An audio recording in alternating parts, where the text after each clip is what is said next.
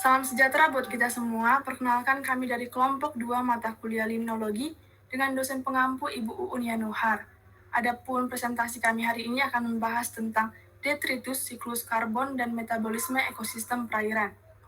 Kami dari kelompok 2 yang beranggotakan, yang pertama ada Oktia Rustanti, yang kedua Auditia Narutama, yang ketiga Alvina Maharani, yang keempat Rahel Firda Pramita, yang kelima Riza Aura Islami, yang keenam saya sendiri Amelia Nababan, yang ketujuh Atika Habibatul Fitria, yang kedelapan Oktavina Darmayanti, yang kesembilan Ratna Putri Damayanti, yang kesepuluh Erli Berliana Nurlaila Wahyudin.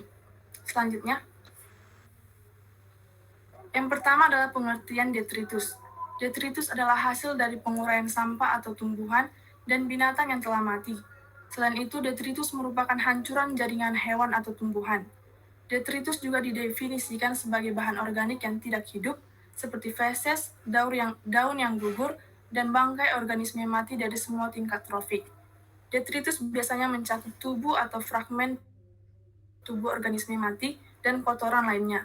Pada ekosistem darat, detritus biasanya berupa serasa daun dan bahan organik lainnya yang bercampur dengan tanah, dan sering disebut sebagai bahan organik tanah. Detritus ekosistem akuatik adalah bahan organik yang tersuspensi di dalam air dan terakumulasi dalam pengendapan di dasar badan air. Apabila terendap di dasar laut, pengendapan seperti ini sering disebut dengan salju laut. Selanjutnya, Rantai makanan detritus. Rantai makanan adalah perpindahan energi makanan dari sumber daya tumbuhan atau produsen melalui seri organisme melalui jenjang makanan. Rantai makanan detritus merupakan sistem rantai makanan yang diawali oleh sisa-sisa organisme mati atau detritus. Rantai makanan detritus diawali dari misalnya detritus, kemudian dimakan oleh detrivora, kemudian detrivora dimakan oleh predator. Organisme yang memakan detritus tersebut disebut detrivora. Pada rantai makanan detritus ini, guguran daun dari tumbuhan yang telah dimakan oleh konsumen tingkat 1 atau epifit sebagai nutrien yang diurai oleh bakteri, kemudian detritus itu dimakan oleh cacing, udang, kepiting, atau organisme lain di sekitarnya. Setelah itu, hewan-hewan tersebut dimakan oleh ikan sedang sebagai konsumen tingkat 2. Kemudian konsumen tingkat 2 pun dimakan oleh ikan-ikan besar, ikan hiu, burung laut sebagai predator yang menduduki tingkatan trofik paling tinggi yang memakan konsumen tingkat 2 dan ikan besar sebagai konsumen tingkat 3. Saat predator tersebut mati, maka jasadnya akan diurai oleh bakteri sebagai detrivor yang menguraikan bakteri dan bangkai predator tersebut agar detrivor tersebut dikonsumsi kembali oleh konsumen pertama dan sistem tersebut akan terus berlanjut seterusnya. Pengertian karbon. Karbon merupakan salah satu unsur alam yang memiliki lambang C dengan nilai atom sebesar 12. Karbon juga merupakan salah satu unsur utama pembentuk bahan organik termasuk makhluk hidup. Hampir setengah dari organisme hidup merupakan karbon. Karenanya secara alami karbon banyak tersimpan di bumi, yaitu di darat dan di laut, daripada di atmosfer. Karbon tersimpan dalam daratan bumi dalam bentuk makhluk hidup yaitu tumbuhan dan hewan. Bahan organik mati ataupun sedimen seperti fosil tumbuhan dan hewan. Sebagian besar jumlah karbon yang berasal dari makhluk hidup bersumber dari hutan. Seiring terjadinya kerusakan hutan, maka pelepasan karbon ke atmosfer juga terjadi sebanyak tingkat kerusakan hutan yang terjadi.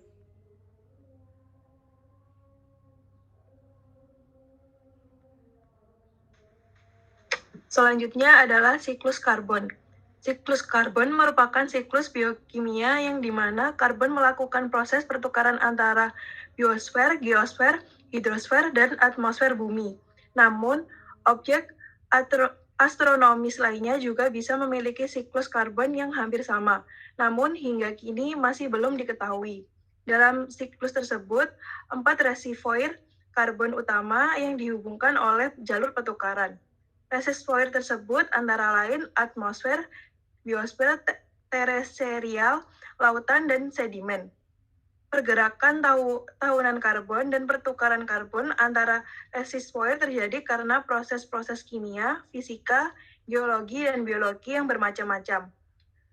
Contoh siklus karbon adalah merupakan elemen yang diperlukan dan terpenting dalam kehidupan di bumi.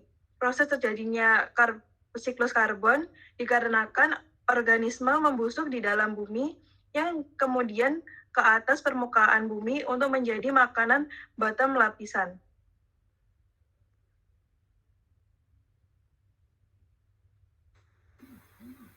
Baik, keberadaan karbon di alam. Keberadaan karbon di alam biasanya berbentuk senyawa organik glukosa C6H1, H12O6 dan anorganik CO2 dan CHN. Gigi dan tulang kita mengandung karbon, makanan kita mengandung karbon. Setiap kita bernafas menghembuskan karbon. Sepeda motor dan mobil kita juga mengeluarkan karbon. Ini berarti keberadaan karbon tidak pernah terlepas dari kehidupan kita. Sumber karbon sangat melimpah di bumi. Respirasi makhluk hidup menghasilkan senyawa CO2 atau karbon. Penggunaan bahan bakar fosil seperti minyak bumi, batu bara, dan gas alam menghasilkan karbon. Kebakaran hutan sehingga erupsi vulkanik gunung api yang memuntahkan larva juga menjadi sumber karbon di bumi. Gas karbon yang melimpah bisa mengakibatkan polusi udara dan panas. Kendaraan bermotor dan pabrik berbahan bakar fosil adalah penyumbang terbesar dari polusi karbon di bumi. Fungsi karbon antara lain sebagai bahan baku fotosintesis dan komponen penyusun makanan. Tumbuhan menggunakan karbon untuk membuat makanan dan hewan mendapatkan karbon dari tumbuhan. Baik, selanjutnya akan dilanjutkan oleh rekan saya. Yang selanjutnya ada pengertian karbon dioksida. Karbon dioksida atau CO2 atau zat asam arang adalah sejenis senyawa kimia yang terdiri dari dua atom oksigen yang terikat secara kovalen dengan sebuah atom karbon CO2. Berbentuk gas pada keadaan temperatur dan tekanan standar dan hadir di atmosfer bumi. Rata-rata konsentrasi karbon dioksida di atmosfer bumi kira-kira 387 ppm. Walaupun jumlah ini bisa bervariasi tergantung pada lokasi dan waktu, karbon dioksida adalah gas rumah kaca yang penting karena ia menyerap gelombang inframerah dengan kuat. CO2 dihasilkan oleh semua hewan, tumbuh-tumbuhan, fungi, dan mikroorganisme pada proses respirasi dan digunakan oleh tumbuhan pada proses fotosintesis. Oleh karena itu, CO2 merupakan komponen penting dalam siklus karbon. CO2 juga dihasilkan dari hasil samping pembakaran bahan bakar fosil. Next.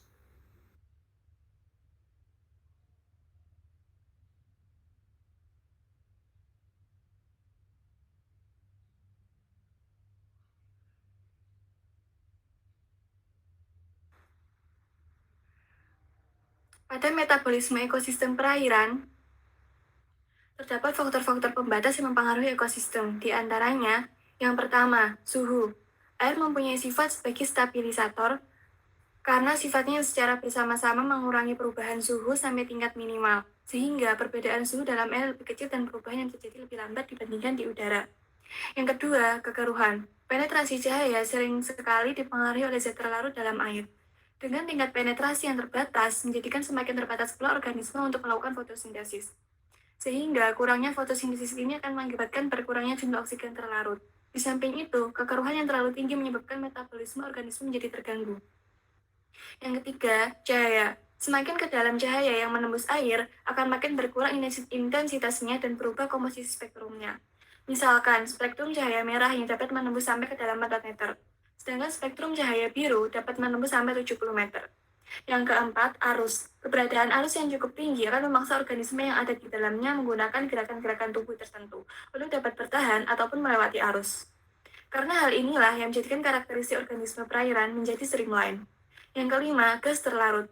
Contoh gas yang terlarut dalam suatu perairan adalah oksigen terlarut dan karbon dioksida terlarut yang berasal dari difusi dengan udara ataupun hasil dari proses metabolisme makhluk hidup di perairan.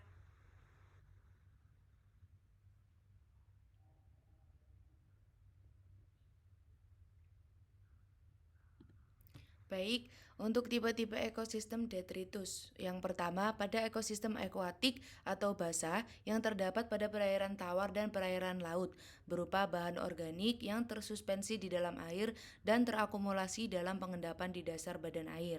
Untuk yang kedua, badan ekosistem lembab seperti yang terdapat pada rawa-rawa dan hutan hujan yang dapat berupa daun-daun jatuh yang menjadi serpian kecil yang telah dimakan oleh mikroorganisme.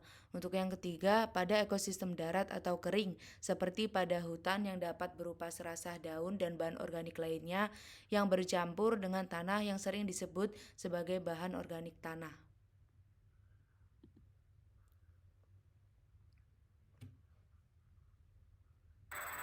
Selanjutnya, zona ekosistem perairan tawar dan laut. Pada ekosistem air tawar dibagi menjadi dua, yaitu lotik perairan berarus dan lentik perairan menggenang.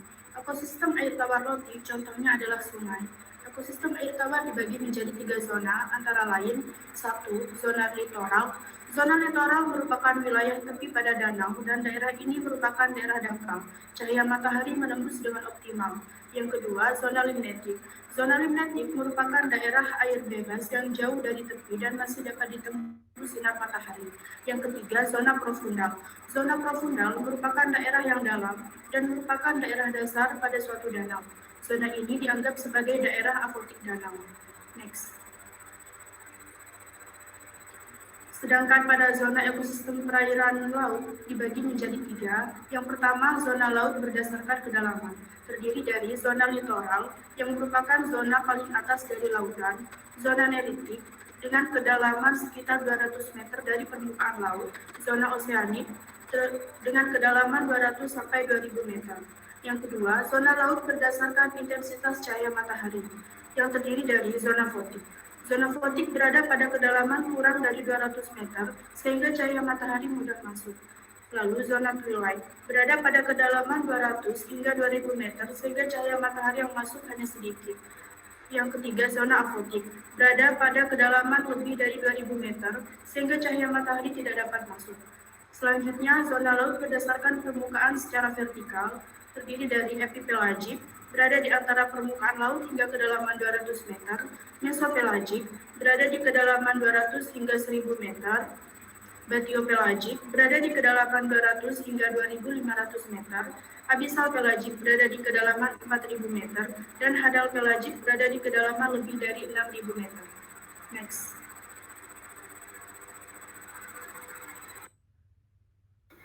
Selanjutnya, upaya pemanfaatan ekosistem perairan. Upaya pemanfaatan ekosistem perairan didasarkan pada Undang-Undang Nomor 7 Tahun 2004 tentang Sumber Daya Air dan Undang-Undang Nomor 45 Tahun 2009 tentang Perikanan, dan peraturan perundangan lainnya yang ditetapkan oleh pemerintah pusat, pemerintah provinsi, dan kabupaten atau kota. Upaya pemanfaatan ekosistem perairan didasarkan pada prinsip keseimbangan antara upaya pendayagunaan dan konservasi sumber daya air. Terdapat 4 aspek keterpaduan, yaitu yang pertama, keterpaduan wilayah atau ekologis. Pengolahan kualitas dan kuantitas sumber daya perairan tidak ditujukan pada pengolahan perairan saja, namun harus juga dikonsentrasikan pada pengolahan daratan karena ada kesinambungan ekologis antara ekosistem dan perairan dengan daratan. Yang kedua, keterpaduan sektor. Sebagai konsekuensi dari besar dan beragamnya sumber daya alam di kawasan perairan adalah banyaknya instansi atau sektor-sektor pembangunan yang bergerak dalam pemanfaatan sumber daya perikanan. Yang ketiga, keterpaduan ilmu. Wilayah perairan memiliki sifat dan karakteristik yang unik dan spesifik, baik sifat dan karakteristik ekosistem perairan maupun sifat dan karakteristik sosial budaya masyarakat. Dan yang terakhir, keterpaduan stakeholder. Segenap keterpaduan di atas akan berhasil diterapkan apabila ditunjang oleh keterpaduan dari pelaku dan pengolah pembangunan di wilayah perairan.